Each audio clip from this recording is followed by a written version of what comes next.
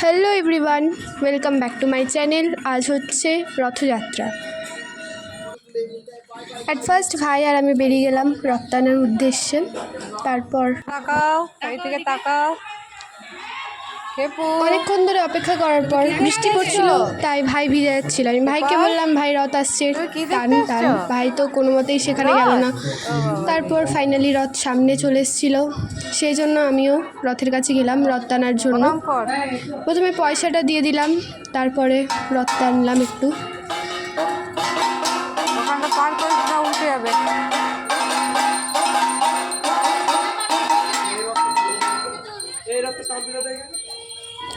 আজ বৃষ্টিও হচ্ছিল অনেকক্ষণ ধরে, তাই রথগুলো একসাথে ওখানেই দাঁড়িয়ে আছে।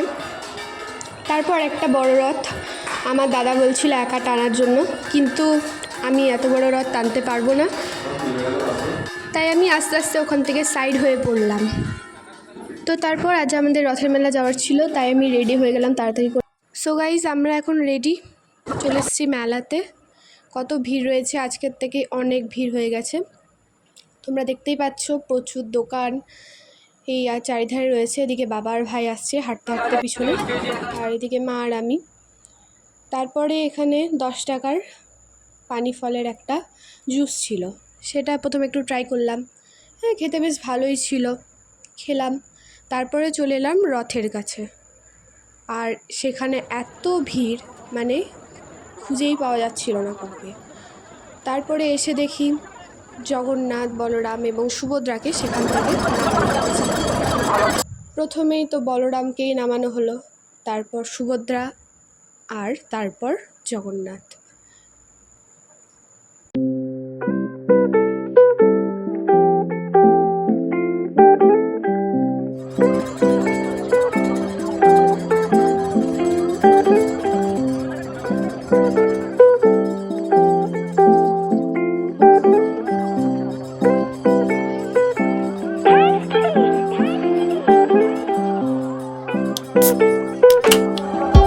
তারপর আমরা চলে এসেছিলাম এদিকে আচারের দোকানে আচার কেনার জন্য।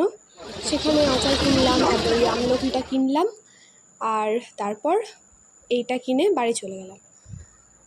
আর এখানে মেলা ঘুরতে ঘুরতে আমার ভাই একটা চেয়ার দেখতে পাই এবং সেখানে বসে যাই। তারপর আমরা সেখান থেকে বেরিয়ে বাইরে চলে যাই। এরপর বাবা দেখতে পেল ওই বেলুনগুলো, তারপর সেগুলো ভাইকে একটু ট্রাই করালো। আর তারপরেই আমরা চলে গেছিলাম পাওভাজি খেতে। তো পাওভাজি খেলাম, পাওভাজিটা কি টেস্ট! ফার্স্ট ট্রাই করলাম আমি পাওভাজি, তারপরে চলে এলাম এই আইসক্রিমগুলোতে। আমার এগুলো খেতে দারুণ লাগে, তো কার কার খেতে ভালো লাগে সেগুলো কমেন্ট করে জানাবে। তারপর আমি খেলাম, আর খেয়ে পরে তারপরেই ভাই ঝোঁক নিয়েছিল যে এই গাড়িগুলোতে চাপবে বলে, আর ভাই চেপে গেছিলো এই গাড়িতে। ততক্ষণে আমরা ঘুরে নিচ্ছিলাম। তারপরে কিছু জিনিস কেনাকাটা করার পরে এই ট্রাকটা নিলাম ভাইয়ের জন্য, আর তারপরে এগরোল খেয়ে বাড়ি চলে এলাম।